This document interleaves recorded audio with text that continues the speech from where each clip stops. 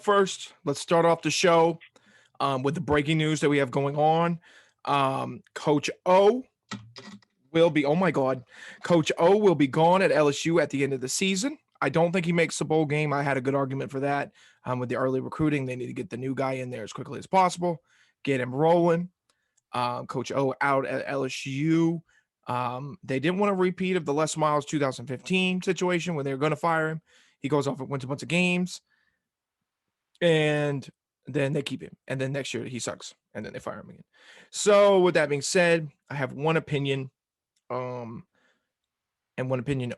Well, I have a lot of opinions, but my one big opinion is, I think this is a perfect spot for Coach O. He's being fired, so technically he could put on that intern cap that he does really good in, and then win a bunch of games. And I think LSU maybe loses to Alabama. I think they beat everybody else. I think they're going to be Arkansas. I think they're going to beat Texas A&M. They're probably going to beat Ole Miss because he's got that intern cap on, and they're going to fight for him. And that's just how I think it goes. That's my hot take right there. What do you think? I don't think so. I think LSU already knows who they want. And I think that's why they're waiting until the end of the season because he's already employed with another team. Do you think you know who it is?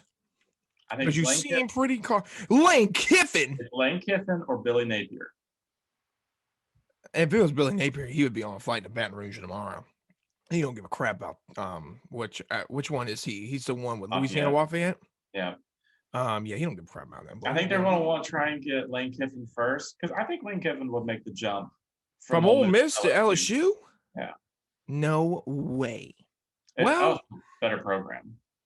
But he's doing pretty darn good at Ole Miss right now. They're the second best team in the West right now. That's what I'm saying. To the end of the season, because Matt Corral's gone after this year.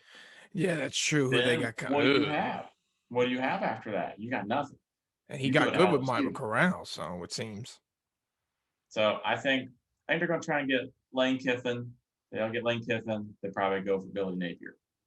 I think they're going to go for either Luke Fickell with Cincinnati, but the argument against that, like I said earlier in the post or on tweet or whatever, or I texted my buddies. I said the argument there is if you go with Luke Fickell, he might not want to leave that kind of Midwest area, Ohio, Pennsylvania, that kind of area. I think Luke Fickell makes the jump if USC for some reason decides to actually go with James Franklin. I could see Luke Fickell making the jump to Penn State. But see, I don't see. I don't know. That's not kind of a wild conspiracy I got going on there. I don't see Luke Fickell leaving Cincinnati. He's got a new program that is now able to compete for playoff spots. All he has to do is win in the playoff, and they're about to make the jump to the Big 12, which will most likely remain a Power 5 conference. You think so? Yeah, if the ACC is a Power 5 and the Pac-12 is a Power 5. The Big 12 adding teams I agree a little bit. They're a Power 5 too. I do agree with that. So I think he stays. I think Luke Fickell stays. I really don't see him leaving. I think it's good for the Big 12. I don't want to get into too much of a tangent, but I think it's good for them. If they're going to screw, if Texas and Oklahoma are going to jump ship, I think it's not too terribly bad. That they go like the direction they're heading. Anyway, that's not the point. My other suggestion was Dave Miranda. I liked him at Baylor. He was at LSU, I believe, during the national championship run.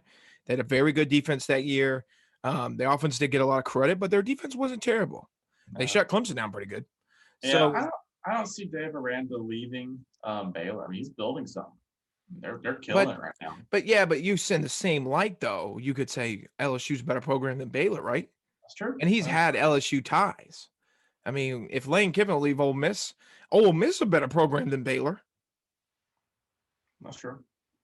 So I don't know. I'm just saying, I don't know if they will go that route because it's not a flashy hire. Lane Kiffin, flashy. And it's important to remember, another fact here is LSU hired the same dude that brought in Jimbo, just A&M, and then somewhere he brought somebody else in. So that being said, there's opportunity there for them to bring in this guy doesn't seem like the kind of guy that's going to bring in somebody who's not going to be big boy. Yowza. You know what I mean? I don't know who that is, but it might be Lane Kiffin. I could kind of see that. The rumors are heating up. for Lane Kiffin to jump. I have heard that. I don't know. We'll see. Yeah. And then the other thing about this you have to look at is recruits. LSU has a very good recruiting class right now. A lot of 4- and 5-star recruits right now. I think you're going to start seeing teams come in like Alabama and Clemson, maybe Oklahoma, Ohio State, try and pick those recruits off. So that's also a thing to keep watching now that they're releasing coaching. And while we're here, I might as well just add this together, just one big recap thing. Florida versus LSU yesterday, we saw, last week when we were discussing it, might as well just rip the Band-Aid off since we're on the LSU train. Last week when we were discussing it, it seemed that LSU had fallen apart. They had crumpled.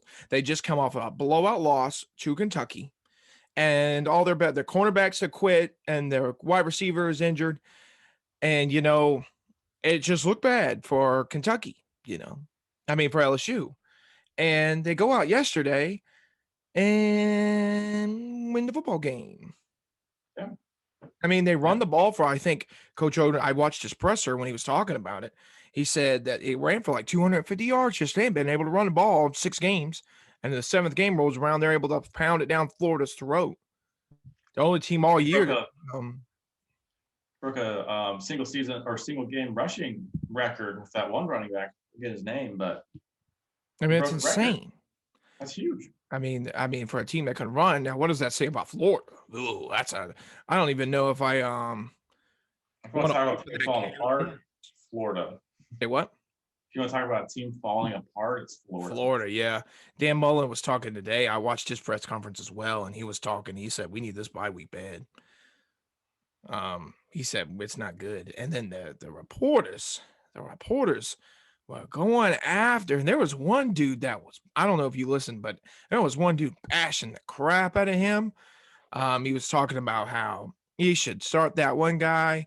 What's his name? Anthony Richardson, I believe. Yeah, he's starting Anthony Richardson. Yep. And he is very good. He is a good player. That is no doubt about that. But like they were talking about how he's so talented and yada yada yada yada yada yada. So I don't know. I don't think Emory Jones is the answer. Dan Mullen reminds me a lot of Dabo, right? They both think they're right, but they need to. Lincoln Riley probably thought he was right with Spencer Rattler too, and it turns out he was dead wrong with that. Or they just, I don't want to wait it out. But Lincoln Riley at least had the stones to make the move to another quarterback. Dan Mullen, the difference is Dabo Clemson don't have nobody but DJ, and I think DJ's okay. But anyway, I think he's better than Emory Jones. Anyway, regardless of that, you've got the talent out there. Now, I don't know if I throw him. I don't know what Florida's next game is, but they got the bye this week, and the game after that might be Georgia. I don't know if I'd throw him out in that situation. You might need maturity in that situation because Georgia's going to rip you apart.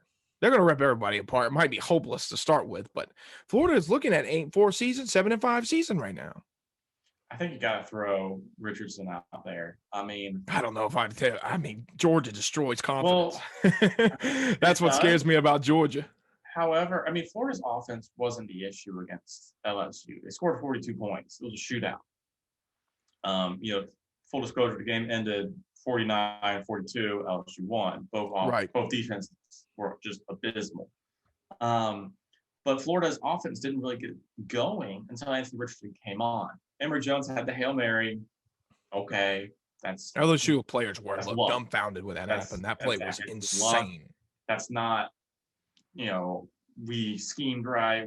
Our talent was luck. Yeah. The offense got rolling when Richardson came into the game, and that's when they came back and made it a game because LSU was winning. They were beating them up. So I think you got to throw Richardson in there, even if that next moment's Georgia.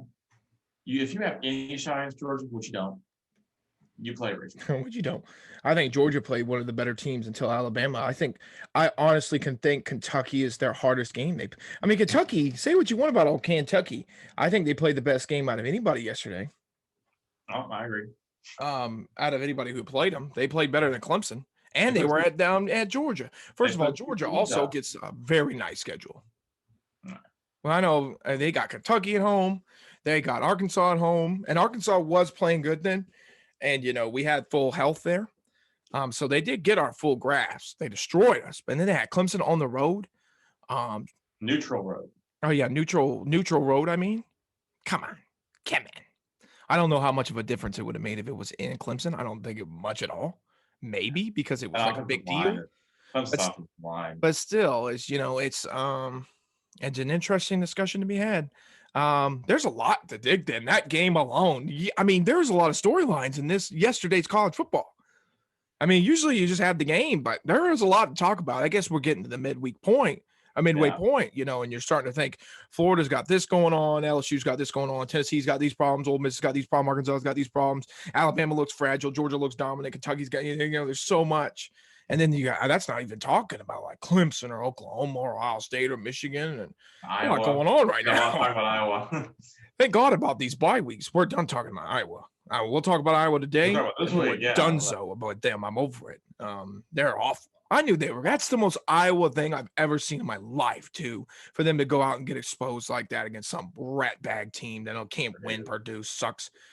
That is the most Iowa thing. That's been Iowa, I think, Ryan, as long as we've been alive. Iowa has always been in that 15 to 10 range, but they can't ever. They'll lose two. They lose 2 games. They'll be 10-2 this year.